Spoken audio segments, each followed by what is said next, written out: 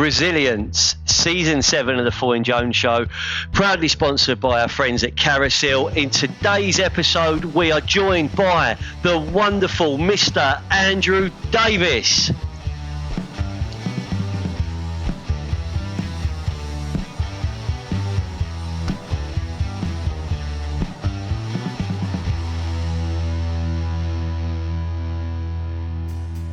Here we go. Welcome to the Foyne Jones Show. You can see behind me, this is a virtual episode, but I'm not with a virtual guest. I'm with a guest that is more popular than me in the world of podcasting in the KBB arena.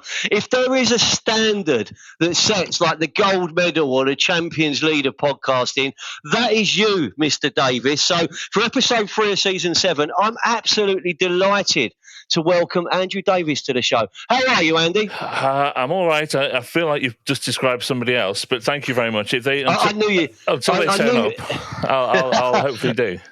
I knew you'd say something like that. And what's been lovely is before we started recording, you've been gushing in the compliments to Charlie Hooler, our absent producer. Yeah. I listened to a couple of his songs. He's really good.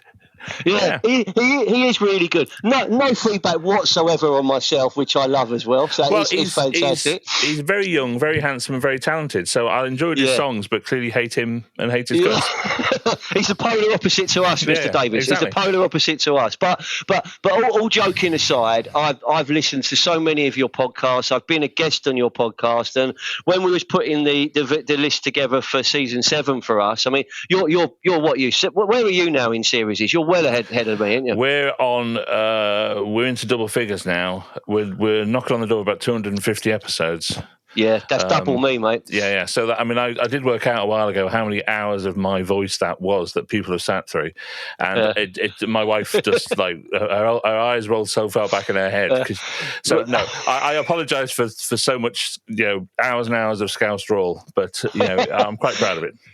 Do you know what? I think it must be a wife thing, because Mrs. Jones, when she sees a little bit of me on LinkedIn, or when she sees me she's like, "Oh, not again! What? Please, no more! I can't take this no more." Yeah, I've got to live with that. Yeah, you know how that plays out. Yeah. And you did promise you'd get dressed for me today, so you got your mother care 2-piece on, as we're calling it. I did ask if this was video or just audio, because I asked people that as well. I tell people that it's just going to be audio, so don't worry. But sometimes you do catch people out in their pajamas, and it's really funny when you get like these high-powered CEOs and you see them at home wearing a vest, or something. It's amazing that even the most high-powered of CEOs wear the vest. Even those politicians on Question Time, but boxing their, but dancing their way around a debate. They wear vests and underwear as well, don't they? So, and I am up in my loft, and anyone who's heard my podcast will know about the loft. And I think people always think that I have like a big loft conversion going on. No, I am literally in the loft. As you can see, this is my ceiling. Yeah. I mean, that's retro. That's retro. That's artisan. That's rustic designs. I reckon there was a designer, Andy, on a swing. Right, on a swing, with classical music playing, who come up with the design of your studio. Yeah, but on the other side of the camera here, on the other side of the laptop, there's all the suitcases and old toddler toys and just the piles of shit that people put in their loft. And the kids' school report or your school report, and I go up there and I'm going to throw this away. I'm going to throw this away, Jane. I promise it's going to go. And then I find like Fulham v Derby County 1987 programme. I'm like, well, that can't go. She's like, what are you going to go up there and flick through them, are you? I'm like, that can't go. Well, it's funny, I came up here first when lockdown happened, and we all got sent home. I was going to talk about it. It became famous, your loft in lockdown, didn't it? Yeah, and I have quite a small house, and so because my wife's here, my son was here, I've got to go somewhere, so I ended up it was either the shed or the loft, and I've just kind of stayed up here, really. It's quite weird. It's quite quiet. I quite like it. It's like coming to that ladder is like going to work. It certainly was for my podcast. I dabbled around with kind of doing episodes with my mates, doing episodes with my clients, kind of turning it into something slightly different through the first season. Got a little bit more serious in season 2, but for me, the guests and the number of episodes exploded during the first lockdown and beyond. Did it come to life for you? Was you podcasting before then? And did it come to life then? It's very similar, really. We dabbled with it because I've always been a big fan of them. I like podcasts a lot, so I'd dabbled with the idea of how they might work, and we'd done a few episodes on various things. But when it became clear in that mid-March, when we came back from the KBB show in that March, it was obvious what was going to happen. And so we were kind of scrambling to work out how we were all going to work from home, like everybody else did. And we realized very quickly that we were probably going to have to stop printing magazines. So how do you keep in touch with your audience? How do you make it? And actually what became quite apparent very quickly was the importance of hearing your peers, hearing their stories. And it is different to reading them. And when we're all in a crisis and when we're all trying to work out what the hell's going on, to hear other people say that they don't know either, it's really actually quite powerful, I found. And that was what's so interesting about it. There's a real sort of reassurance about it, about hearing those voices say, I don't know either. And it just makes everybody slightly feel a little bit better. And so, back when I first started up here, when that first lockdown started, I was doing them daily, and that nearly killed me. So, it's weekly now. We'll stick with weekly. I had a brilliantly talented lad called Callum working for me today. He, during that period of time. I mean, he was doing podcasts for me, which I think is pretty much rock and roll. He left me to work with some young lad called Stephen Bartlett. What was all that about, Andy? Do you know what I mean? I was like that. I was a stepping stone that he just went bosh, you know what I mean? But I'm actually quite proud of him. I'm good mates with his old man and his family, and it goes. But I remember that passage you played during the pandemic, and you won't know this actually, but I was in competition with you with podcasts. I was actually having a race with you, unbeknownst to you. And when you're knocking them out one a day, I'm doing a couple a week. I'm going up to 3 a week. I'm like, he's now taking it to a new level. I'm going to just concede defeat, But it was fun, wasn't it? It was very eye-opening, and it was weird because when we had that first lockdown, when no one knew what was going to happen, and we furloughed everybody apart from me and our commercial director Tara, and then we'd had an editorial assistant who literally started with us 3 weeks earlier, so she didn't qualify for furlough. So she was kind of left to her own devices a bit, and Tara's job was basically taking phone calls off people cancelling their advertising because everybody cancelled everything. Yeah. And I thought, right, well, I just need to do everything I can up here to just keep us front of mind. That was my first reaction. We've got to keep ourselves front of mind, otherwise there won't be anything to come back to. But the more I did it, the more I realised actually that it was almost like being like the World Service during the war or something. I'm up here in my loft broadcasting away, whether that's podcasts or whether that was online or newsletters, whatever it was, because there was nowhere else for people to go to find out what was happening. And if you remember, there was all the whole thing about can they open their showroom, can't they open their showroom? That was all a massive debate that was going on. And I realised actually it's important to keep information flowing as well, because there's lots of small businesses out there just who don't know where to turn. So it wasn't, and that's very sort of pompous of me, but it felt like there was something important going on that I had to kind of make sure that I played my part in. It nearly killed me. I mean, I had a proper meltdown over it in the end, but because I was homeschooling at the same time, and my wife's a teacher, so she was going in and out of school and doing remote teaching at schools and all that. So it was a very stressful time, and like I said, I had a proper meltdown eventually because it burnt me out. But it was a very eye-opening and educative time for everybody, I think.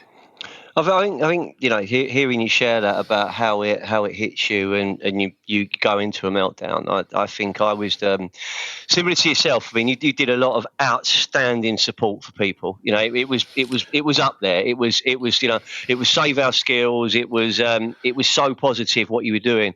I was in a similar situation where I was talking to a lot of boys and girls, a lot of individuals, talented individuals who through no fault of their own were facing redundancy, were out of work, worried about their future. And I was doing everything I could to be as supportive and as positive and suggest as many opportunities as I could to them. And I remember getting to a stage around, I think it was around like September, So we were it was around the eat out to help out time. It was around that time. Yeah. And I was like, I just need to step away from it because I can't, I've got my own business to focus on, bouncing back better or coming, carrying on trading and we actually survived and thrived, I guess. But you don't know that at the time because you said it earlier on, Andy. None of us knew what was going on. None of us knew actually how this would play out, did we? No, and it's very strange looking back on it in retrospect now of how uncertain that time was. That sort of March to September period of 2020, nobody knew, and until they first started talking about vaccines, we didn't know, did we? But in some ways, it was good because I felt productive. I felt like I was doing something, rather than just sitting in my garden wondering what was going to happen and waiting for things to happen to me, if that makes sense. So I felt very productive, but it was really hard. I mean, I used to get up at 5 a.m, do 2 hours work, then my son would get up and then I'd do homeschooling with him and then I'd get another hour in while he was eating his lunch. I mean, it was all, you'd have your day planned out and it was just, I'd shut my laptop at 10 o'clock and then I'd get up again at 5 and it was a long day. And it burnt me out in the end. And I stepped away from it for a few weeks just because I had a proper meltdown. So it was, but until it became clear that there was a path out of it. Yeah. And then again in the September, October, we started printing magazines again, and we started dripping people back off furlough, and it became clear that we were at the end game. But until that point, I mean, you talk about resilience. I mean, it was tested to the limits at that. It pushed us all, didn't it? I mean, one of the and humour played a part, and fun started to play a part as well. When there was outlets that we all had to have, and I'm going to take you back to something you was involved in, Andy, a starring role in the KBB All Star Choir, if you remember, delivering some lyrics to "I Will Survive," I believe. Yeah, when you say to yourself, your initial reaction is, no, of course I'm not going to do that. And then they kind of get very persuasive and you go, okay, fair enough. So then you take it quite seriously. So I used to go to the office every now and again on my own, really, just to get there. And so I thought, I'll film it in the office. But I was the only one who actually tried to sing it. Everyone else was just kind of lip syncing or vaguely. I actually was trying to sing it, which is far too high for me. And no, it was horrible. And I've never watched it and never want to again. I've watched it regularly just to make myself feel good. It was the brainchild of Mr.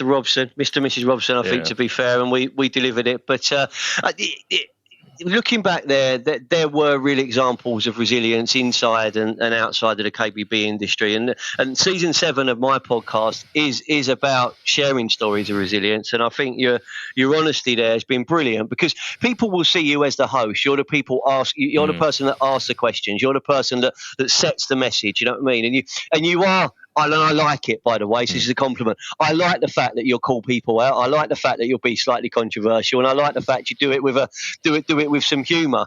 I always look forward to that. I wish I wrote this article post you do, right? Because they just crack me up because you're like, yeah, that's another good one. He's nailed it there. But now, how do you see things? Where we are now with the KB industry, Andy, like jumping forward to the here and now. Yeah, well, it's so hard, isn't it? Because that's one of my stock questions, clearly, that I ask people all the time, and honesty. It's funny that you use the word honesty, right? Because I talk to some very corporate people, I talk to some small business owners, and you can always tell when people are being on message. It's like politics, we're talking about elections at the moment, and you can always, when you have that, the word that people use a lot is authenticity. People being very authentic in their answers and things. The truth is, I mean, I did a feature the other week with Paul Rowland, who runs CP Heart. I mean, very successful. And I asked him this question. He's clearly done this for decades. If anyone knows, he knows. And he just shrugged at me and went, I don't know. I've no idea what's going on. I've got no crystal ball, I'm sorry. And that's the most sort of honest answer that anyone can give at the moment, because no one knows. Since that Brexit vote, there's just been something after something after something, from COVID to elections to Brexit to wars. And it's so hard to predict or know what the normality is. If I had to put something on it right now, it's that it's at best flat, at worst bad, overall, very broad finger in the air, I'd say everybody is about 20% down. I think customers are taking a long time to make their minds up about things. And so even people with money and have got it to spend aren't quite sure when to commit to things. So what we're all desperate for really is stability, isn't it? A normality and something we just want it to be really boring for a while, which is it's almost like there's always something around the corner. Yeah. You know, we've come through a global pandemic, and I think the KBB business owners, the KB business I talk to, anyone in home improvement, retail, we had it off. There was a lovely queue of customers ready to invest their money in their garden, in their kitchen, in whatever it was, and that was almost a false reality for a little while, because I saw a lot of businesses. Be careful. Well, I won't be careful what I say. I think they got a little bit lazy with their standards. It was are we good or is the market good? How good are we? And I was talking to someone a couple of days ago, and it was echoed, I think, by Stephen Johnson in one of his posts, and it was, how do you navigate your way through adversity? What do you learn in the dark times? And that's when you really you understand whether you're good or not. I talk about this a lot on my journey, and in the glory days of like launching the business and thinking I'm untouchable. It was fantastic. It wasn't easy, but it was so much fun, and everything just gets bigger, and you're like, I'm loving this. This is brilliant. But then when my world, the first time the rug, because I've never been in a recession through my like corporate working days, everything was going well, but then late 2009, 2010, it was like smash, and horribly exposed. I had an 18 months of what I would call hell there, personally and professionally, because everything was invested in it. And yeah, I learned more about myself there. And my late father-in-law, he said something to me.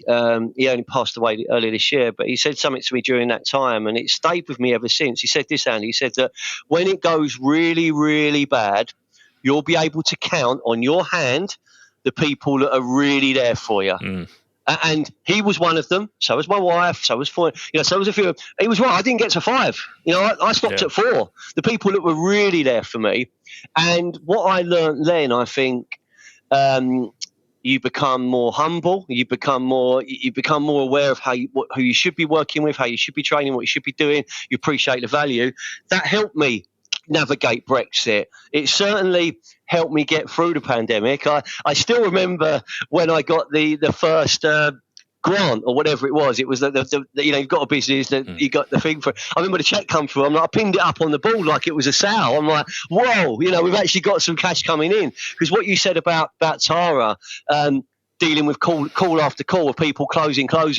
I watched my live projects tumble like a stack of cards, and then you go, right, I need that word. I need resilience. What can I do? How else can I generate income? Then I learned the word furlough. Then I understood what the word furlough meant in terms of protecting the business. Then bounce back loans come into play, and here we are today. So I think that's why we're famed on resilience on this series. But you know what though, and maybe this is me being the controversial person again. Go on, do it. I have said this a few times, so it won't be the first time people have heard it probably. But this industry will never know. As much as it was incredibly difficult for people, and I'm not suggesting for a second that it wasn't. Comparatively, this industry is actually quite sheltered, in terms of economic ups and downs. It tends to bounce around the middle quite a lot compared to lots of sort of fast-moving consumer good type retail or the housing market. Even it tends to be people with money always need a new kitchen. So it tends to be relatively safe in terms of the mild to wildness of it. And because of that post-lockdown boom that this industry had, which lots of others didn't. I mean, you think about the government schemes on Eat Out to Help Out just to try and keep restaurants from going under or pubs from going under. At the time, this industry was having an absolute party. So, resilience is really important, but being very aware of how lucky you are in some ways is actually a really important part of that. That's a great statement. But weirdly, though, when that first lockdown happened in particular, it was really interesting because if what you said about who your friends are, it became very clear as the industry knew who the brands were that were going to support it through this. And actually, there were some that kind of leapfrogged in terms of brand awareness, and there were some brands that really didn't do anything when they should have, because they were very big brands. And I think they suffered the consequences of that all through that boom period when people just had fallen out of love with them. And there were a few of them, but there were bands like, and Kuka's a good example. Kuka just, he saw the opportunity. I don't mean that in a mercenary way, but he saw the opportunity to put Kuka front and center of supporting an industry through a particularly awful time. And they supported us, they supported you, they put their name behind an awful lot of things. And without brands like that, I think we would have been in real trouble. I think you would have been in trouble. I think lots of other people would have too. So, it was... It gave at the time the support from Kuka, from Marcel at MHK, and it was the individuals that were delivering that support on behalf. It was driven by them, and that was what was so powerful for it. And then we got behind it. What it gave me was hope, and it also like you're talking about. You get into that discipline of, I'm going up to my loft and I'm going to do this. So it actually gave me something to do. And it gave me something positive to do, and then your mind's going, and I think it's those examples of resilience. But fair, but like hospitality, pubs, they haven't recovered, and they'll never quite get back to where they were. Just you look at there will be. We've got the Euros coming up, so there'll be a resurgence, and they'll get their footfall and they get it there. But it has changed forever in a way. Well, habits have changed there, haven't they? Is what it is. Habits have changed, and when habit changes, that's when you see long-term change. Before I came into this sector, I used to write about the hospitality sector. That's what I first did when I came to London. And, I was writing stories back then about pubs closing and restaurants closing and how hard it is to keep those businesses going. And, they're the kind of thing we take for granted, that there's a pub on every corner and there's a nice restaurant on every corner. But actually, it's really, really difficult. Now, I know an awful lot of independent kitchen and bathroom retailers who are absolutely loaded and do very, very well for themselves. There's plenty that, are quite happy to be quite content with one kitchen a week, and they have a nice life too. So I think it's a hard game, but it's actually a relatively protected and sheltered game compared to many other sectors. It's, you talk about like the pub on every high street and stuff like that. That's kind of the working class culture which I grew up in. But we're where I'm recording this now. Our office is in New Haven Marina, and there's been a building that's been left to just drift away. It's Harvey's Brewery owned, and it's the Bridge Inn. It was the last king of France stayed there when he was exiled in the Revolution. It's just next to the port, and this year they announced around January, February that they're going to relaunch it. They're going to do it up. And anyway, the shop fit's been in, they've done it. It looks absolutely pucker. And I think it's going to open towards the end of this month. And it's amazing how that one pub coming back has kind of captivated so much interest, because they've made it look really nice. You cannot drive from Brighton to Eastbourne or Lewes to you cannot not pass it because of where it is. And all of a sudden, I'm not saying we're going to be as gentrified as some of the London postcodes or Hove actually or whatever, but what it's doing it's almost making a statement that we're going to actually commit to this, and it's making people feel good. And I grew up in that culture where people went to the pub, you went to your local, you kind of supported the environments around you, and we did lose some of that in lockdown. Some of it came back. It's very, very interesting. You know what? If we put definitions on resilience, right? Yeah, I'm a firm believer that you should always separate the things that you can control and the things that you can't, right? And control the controllables is a real cliche, but I think it's absolutely true. And if you have to, when times are bad, or even when they're not, you have to sit down and go, right, what can I affect and what can't I affect? And you can't affect the changing habits of the consumer. You can't affect that, but what you can affect is how your place looks, how it feels, what it's like when you walk inside it. We did a couple of weeks ago. We did a retail safari with Hetic. Now I saw this. Yeah. I saw the footage. I saw you on Regent Street outside Gymshark. Yeah, and it was. I've wanted to do one of these for ages, and it was so interesting. We took half a dozen kitchen bathroom retailers. It's a walking tour. We took them on a walking tour around central London, visiting different stores with a retail expert. We went to Gymshark, we went to Liberties, we went to Lush, we went to, really, really interesting. And this expert we were with kept using this quote over and over again that was from like the head of retail for Nike. And she said, retail isn't dead, boring retail is dead. And that just hit home with absolutely everybody on that tour. Retail isn't dead, boring retail is dead. And that, to me, comes down to this idea of what can you control and what you can't. We've seen it at trade shows. You go to the KBB show, the stands that have got loads of people on them, stands that haven't got them on, and it's very easy to blame the organizer for that, but that's just not how it works. You've got to try and work out what have you got to do to make your business, retail, supply, whatever it might be, the one that isn't boring. And I think lots of people, it's very easy, and when we saw this on that tour, it's very easy to get sort of showroom blind. It's your place, you walk in there every day, and you don't see it in the same way that a customer would see it if they're seeing it for the first time. We spoke about this when I was I was with your offices and we recorded the episode. We spoke about the window displays and the perceived lack of creativity. And how that could be dressed, how it could be featured, how it could be brought to life. And there are examples of good and bad. But that couldn't be any more right. Retail is dead, boring retail is dead. Because if we look at the brands that have disappeared from our high streets, if we look at, why and how they've got into that, there is almost some similarities in what they stood for and how they are. And many are now trying to reinvent themselves. Some are coming back. But it is, I think, the stores that give you more of an experience that you remember. But I've got a question for you on that, and it's completely, there's no right or wrong answer. But what's your views on the Westfield type shopping centre? In our day, Andy, they were the Whitgifts. The Whitgifts and the Arndale centres of the world, but they've got bigger and bigger. What's your view on them? Well, it's the classic word destination, isn't it? My local one is Blue Water. We do go to Blue Water. Look, it's the difference between your local cinema and a big multiplex. It's the difference between going to your local pizza place or your Pizza Express, isn't it? Sometimes you've got things to get, you want to go spend the day there, and you tick your list off. Personally, I hate it. I absolutely hate it, but then I don't like shopping very much anyway.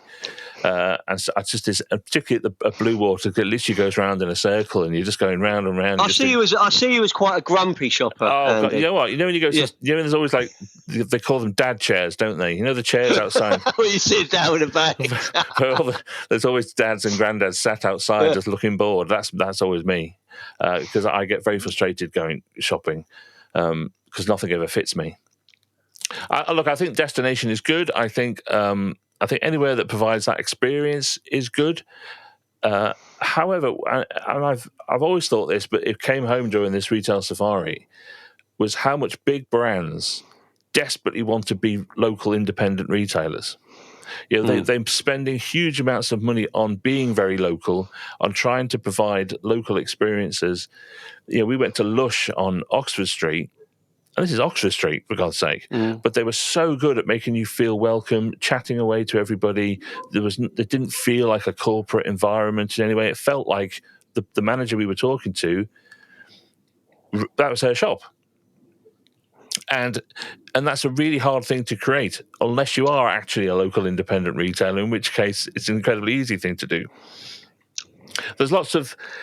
I understand that. There's lots of talks about death of the high street and all that kind of thing, but the truth is, some of it is what you can control and some of it is what you can't. I live in Beckenham in South London, and the high street here is absolutely flying. In fact, you do see it. I'll give you an example of a high street which is recession-proof. Lewis, you walk down Cliff High Street or Score. It's picture postcard. It's it's like a Dickens fairy tale. It's got all of that goes with it. But if you walk along there, it was the Bill lived there. It's the first Bills. You've got one of your Alexander Fleming's at the end of the high street. Beautiful kitchen. But you go there. There's antique shops, but there is some of the brands, and they fit in well. well. There's no big brands, and they kind of work there. But it almost feels recession proof. Now, it's and I get what you're saying about, because I know Beckenham pretty well, and that's got that.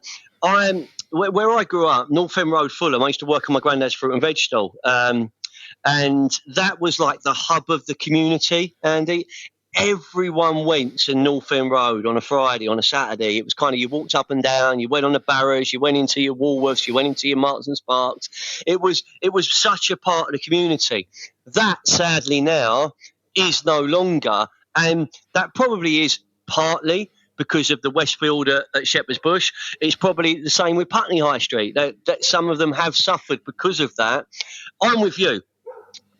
And like, my kids are grown up now, but I used to absolutely be terrified of going to Blue Water, going to Lakeside, going to those type of environments. I didn't like the artificialness of them.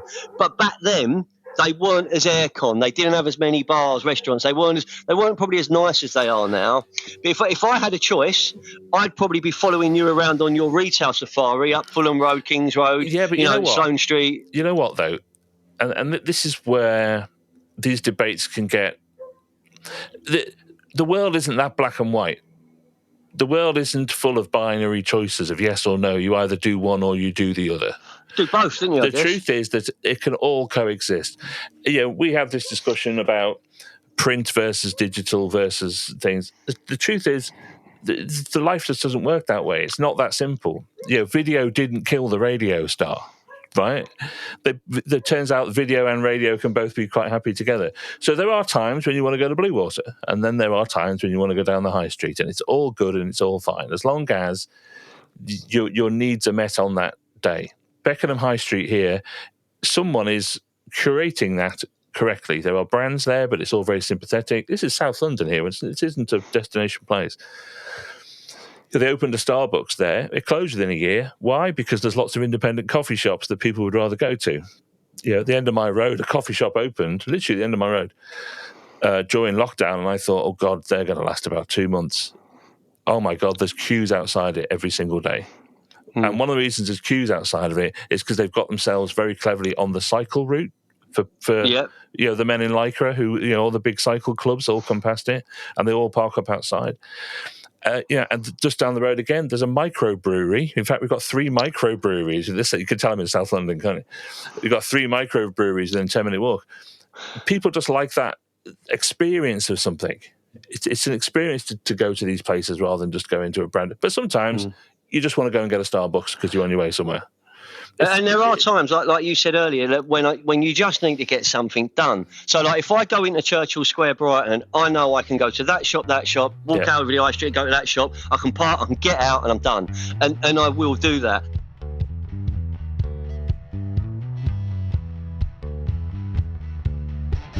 With over 35 years of global expertise in crafting, designing and delivering high-quality kitchen solutions, Carousel offers an unmatched variety of products including surfaces, sinks, taps and appliances designed to elevate and transform any culinary space. Now, you mentioned Beckenham. I don't know if it classes. I don't think it does. It's probably a bit further out. I read an article yesterday, and I was sending it to my son. I sent it to someone. I couldn't believe the terminology. So they were talking about a family in Nunhead, right? They've moved to Nunhead because they didn't want to move to the suburbs, but they're calling it Mid-Burbia now. Did you see that? Yeah, have you heard that term? Yeah. Mid-Burbia. What is all that about?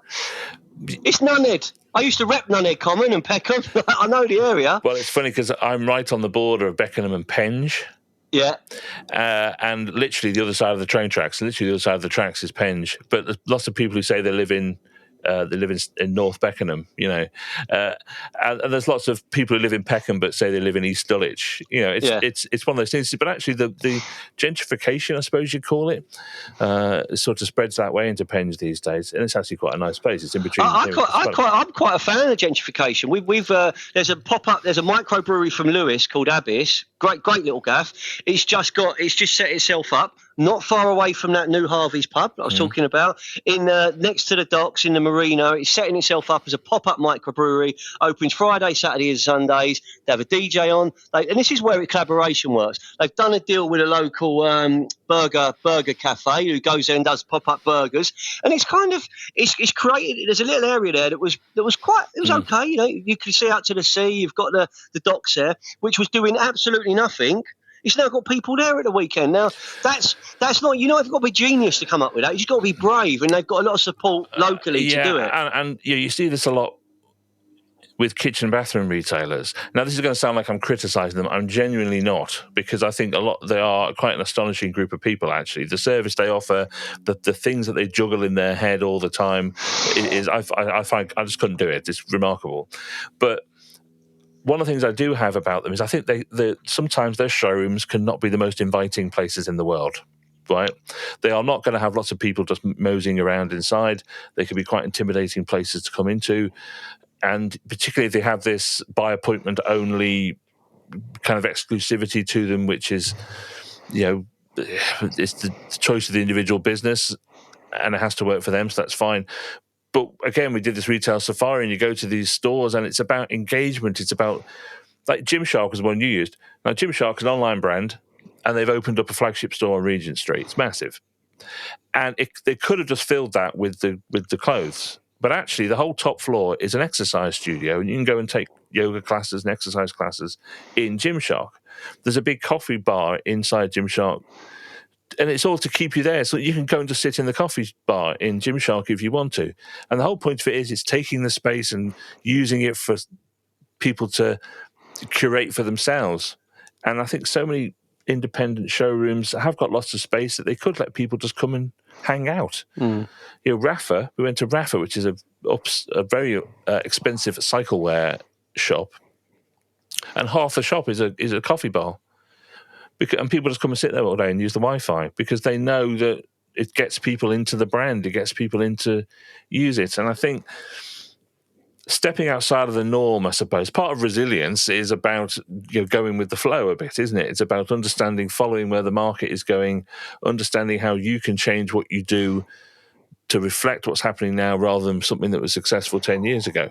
So, there's an awful lot of opportunity out there if you just sort of open your eyes a little bit and think that you've always got to be learning and always got to be moving forward like a shark. You just got to go out there and the shark just gets up and sharks about, doesn't he? And that's what he does. But I think that example there about being creative and thinking slightly differently to what always happens, that transcends any industry. It transcends wherever you look. And I think when we're talking about the next generation, everyone thinks that when you say that you're talking about someone who's just about to leave school or college or uni, and I'm genuinely not. I'm talking about someone that may want to change their career. I'm talking about a back to work parent, and I say this so much. The KBB industry, because of its traditional, we open at this time, we close at this time, we do this, it misses a huge trick in actually embracing slight more flexible working, giving people that chance to go out there and shine. Let them work when they can, be creative, give them opportunity there. There's a generation, there's a whole population of talented people that could come into an industry. People can transfer. I say this to business owners all the time. You don't have to have 2 years experience designing kitchens to be a good kitchen designer in the next 6 months. You can be an average designer with 2 years experience and be average in 6 months, or you can get someone who's really good with people, passionate about art, passionate about their own homes, passionate about design and modern art. Give them the tools and watch where they go, and they can bring something different to it. But finding people ready to give them a chance, that's a daily battle for me, mate. I have to have resilience in those conversations, Mr. Look, Davies. You know 1,000 times more than I do that finding good people is the hardest possible thing about running any business, let alone small ones. And if you're a small business owner and you need help, you're hiring people because you need help, and it's very hard to see. You want someone to walk in the next day and help you. You don't want you. It's very hard to project something 6 months ahead of what they might be you want someone to come and help you tomorrow, and that's why you've made a decision to hire. And it's bringing people into this industry is a really, really hard thing to do for several reasons. One is no one is ever going to sit at home and dream of working in kitchens and bathrooms, right? They're just not going to. And we have to. So you're telling me, Andy, when you was at school up in Merseyside, you didn't sit there and go, I want to edit, write, report about the KBB industry? You know what? It's funny. I didn't get into this job until I was about 25. I went to university and studied materials science, believe it or not. And fascinating subject, of which I was awful at it. I was absolutely terrible. But I was really good at growing my hair and drinking. Right? Fair play to you, mate. So, I was very good at being a student. And I ended up, cut long story short, I ended up back in Liverpool and I totally blagged a job as a trainee on my local newspaper, the Crosby Herald. Don't bother looking for it; it's not there anymore. And is that as big as the Fulham Chronicle? I would say the Fulham Chronicle would vastly eclipse the Crosby Herald. Really? So Crosby is a suburb of Liverpool, and it was famous for absolutely nothing, except for it's where the captain of the Titanic lived. That's what we were always famous for, until Anthony Gormley, the artist, chose it. That's where he's put all of the statues on the beach and they go into the sea. Everyone knows that's in Crosby's. That's where I grew up, right there, where those statues are. And I worked on the Crosby Herald and the Formby Times and the Southport Visitor and the Birkenhead News and all the papers around there. And but I knew I wanted to go to London, so I moved to London and I got a job on the Caterer and Hotel Keeper magazine, it was called. And it was very old-fashioned names. It had been around since the 1800s. And so my late 20s, I spent traveling the world, staying in 5-star hotels, eating in Michelin-starred restaurants. But that was just a stepping stone to my real dream of writing about toilets. There you go, mate. And on those like European and global travels, did the hair still grow and the alcohol still get consumed, albeit in classier environments? Well, I was about 27, just traveling the world, and a single man. So yeah. Yeah. It did, yeah. Now, you mentioned lots of, they are the papers to the stars of the Merseyside area, all the way through. But I read something a couple of weeks ago, and it just made me sad, and it had no real reason to make me sad, but it was just the Evening Standard saying that it's not going to be a daily paper anymore. Yeah. And if you grew up where I did, I have mates that delivered the Standard. The Standard man outside Fulham Broadway or Parsons Green was your pal. It was just a part of your life. And if I ever went home to my old granddad, God bless him, and I didn't have West End Final, I got sent back out to go and get West End Final because it had the horse racing in it. Yeah. Right? So it was a big part of my life. And that just made me feel sad. I think they're going to save maybe the U magazine, they're going to go weekly, but what are your thoughts on that, Andy? Well, the media industry, like every industry, is changing rapidly. I mean, I've had this conversation at work several times, is that I've been doing this for 25 years, but I might as well throw 20 years of experience away because it's just not useful anymore. But that's what makes it exciting to me, actually. I quite like the fact that, I spent yesterday at a conference all about podcasts, and it's just really exciting the way the media is changing. Newspapers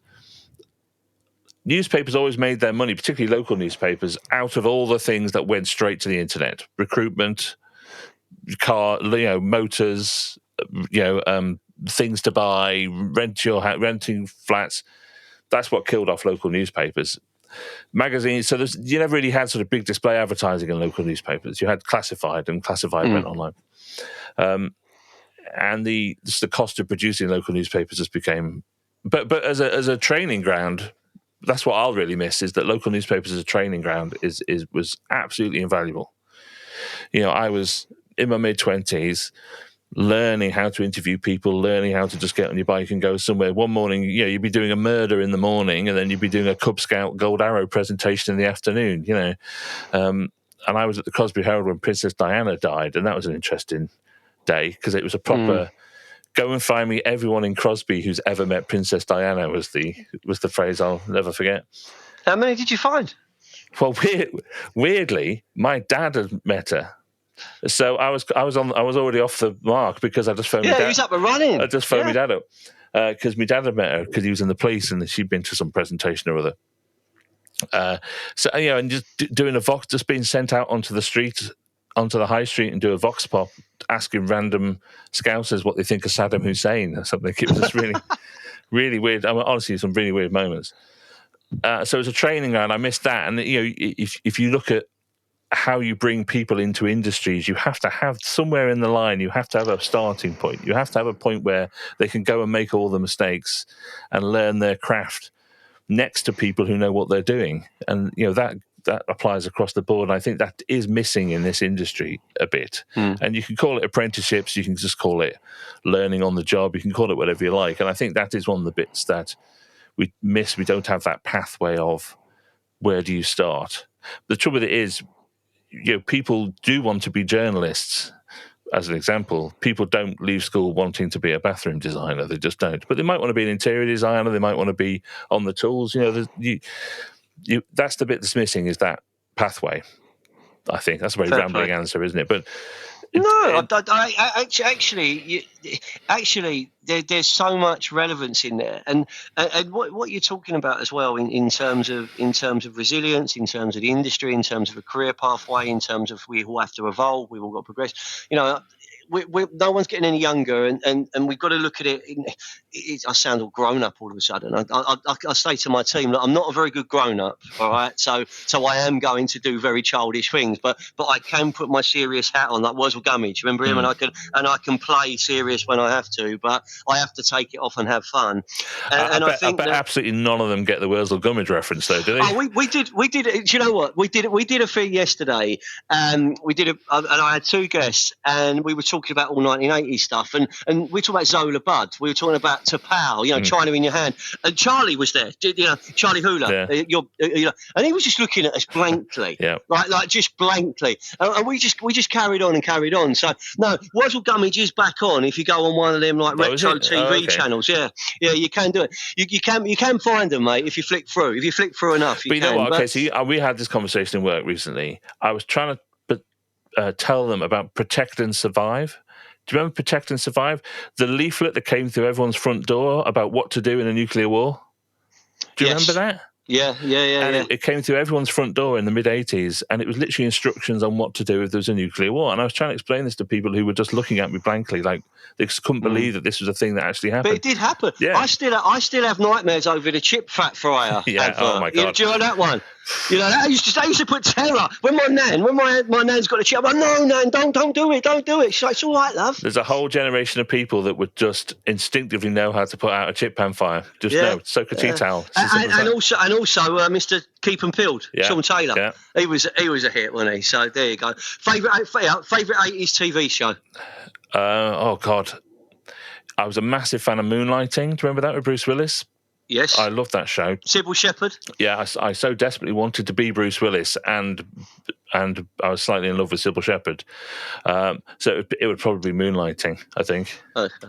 Mine begins with M as well, but it's quite an obvious one for people to guess. It begins with M. It features Fulham a lot, and it's also got Arthur Daly and Tell. So Minder to me is it's like my childhood. Until you said it's like my childhood. Until you said it featured Fulham a lot, I thought it might be Match of the Day. But Fulham won on that. Fulham maybe in the early 80s, mate, for a couple of seasons, but then we went into obscurity. So we are. I think this will go to air when the Euros are a few matches in, mate. But do you think Do you think England has a chance? Will something come home?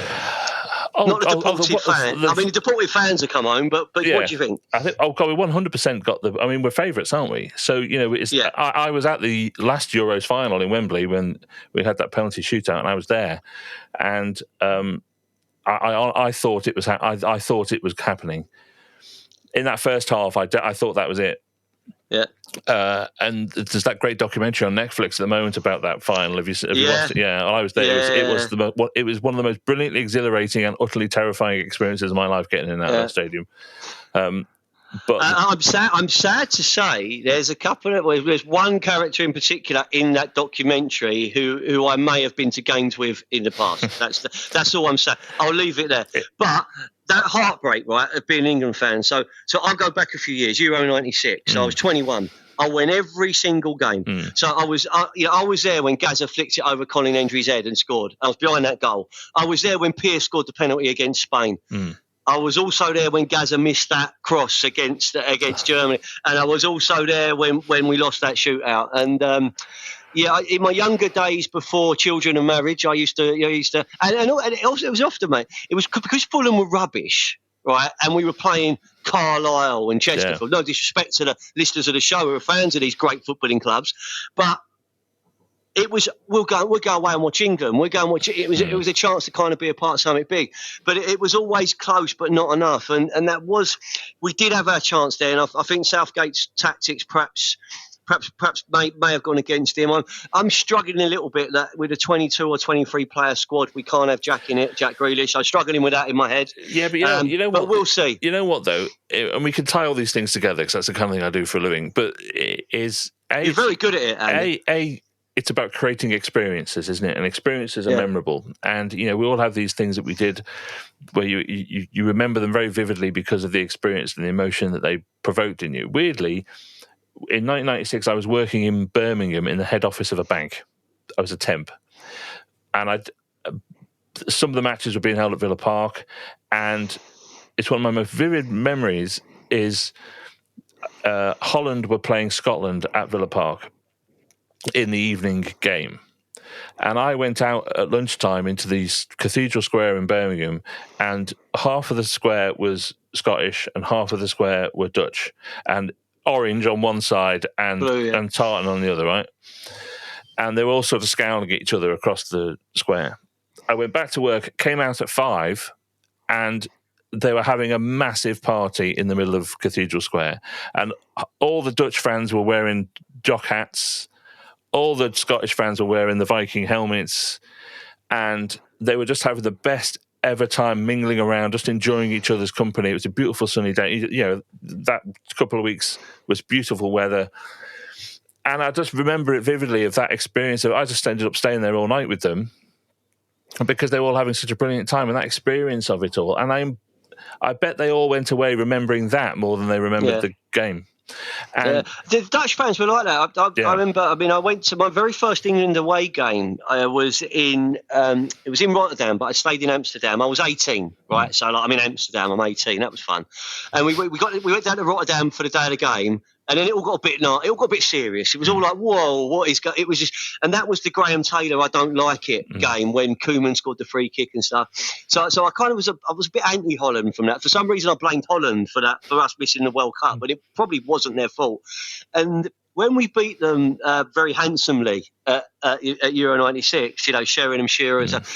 I remember we were drinking around Leicester Square afterwards, and I was like, I bet they're all going to be upset. Yeah, we smashed them, and you still couldn't find an unhappy Dutch. But they were so happy. They were celebrating for England. Yeah, you guys bashed us. We were rubbish. Hey, you're going like that's what it should be like. It should be like that. I mean, and again, it's that creating experiences and memories is a big part of something we should all be thriving to do in our jobs, particularly if you have jobs that deal with people like you do, like I do, like retailers do. Creating experiences and memories that you'll take away from it is really, really important. People will remember you for the times that you found them a job, and how you helped them do that. I had a guy when we had our awards in Liverpool, which was the September of 22. So it was just before Omicron came in. We had another lockdown afterwards. And this very drunken guy just came up and hugged me. I didn't know who he was. He just came up and hugged me and says, "You helped me get a job." Because I'd featured him on the Save Our Skills stuff.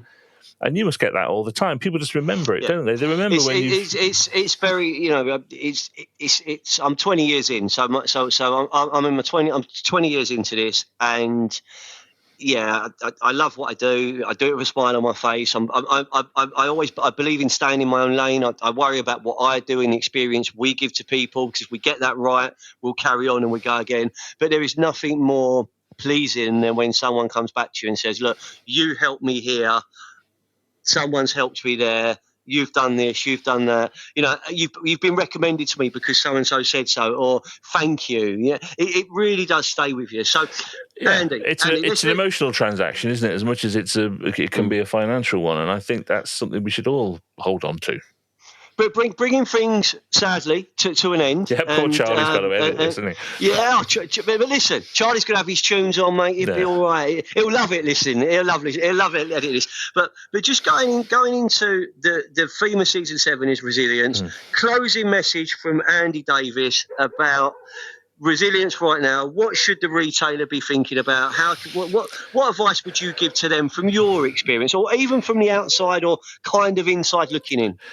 It's one of these easier said than done things, but I've already touched on it a few times. Is you've got to be always moving forward, and you've got to be always be looking at your business through the eyes of the person who's seeing it for the first time. And the retailers that I know that are the most successful ones are the ones that are constantly changing, constantly adapting, constantly moving forward, constantly looking elsewhere to find new ideas and new things. And some of these retailers have been going for hundreds of years, but they're always changing and always moving. And resilience is as much about understanding where you can and should be changing as it is about just surviving. And if there's a message to it all, it's got to be always be learning, always be moving forward. Mr. Davies, thank you for giving me the honour of joining me on the podcast. Thank you, mate. I was a little bit nervous when I sent you that little message. I thought he might tell me to do one. Do you know what I mean? But you've graced me with your presence, and I'm so grateful, mate. And it's nice doing this to see you, because you look like you're in a call centre. So thank you very much. Thank you very much. Do you know? I'd be very good in a call centre. I'd be very good. I'd be the motivational one, to be fair. I could take you back to my Travis days, mate, when I had to make 100 outbound calls a day to a dormant customer base, when you're ringing a nice lady at home who tells you her husband passed away 10 years ago, bless him, and she doesn't need to reopen her account with a £50 credit. It was character building. But they put me on that gig, and they said, if you do this well for 6 months, you could be our youngest sales rep. I did it for 3 months, and they made me a youngest sales rep, and I did Del Boys Manor, Peckham, Deptford, New Cross, Bermondsey, London Bridge. That were my first postcodes, and long may it continue. Andy, thank you so much for being part of the show. Thank you, mate. Before we finish, I want to thank our sponsors and friends at Carousel UK. Without them, we don't have a podcast. And Mr. Hula, this one is over to you. We'll see you next episode. Thank you. Good luck, Charlie.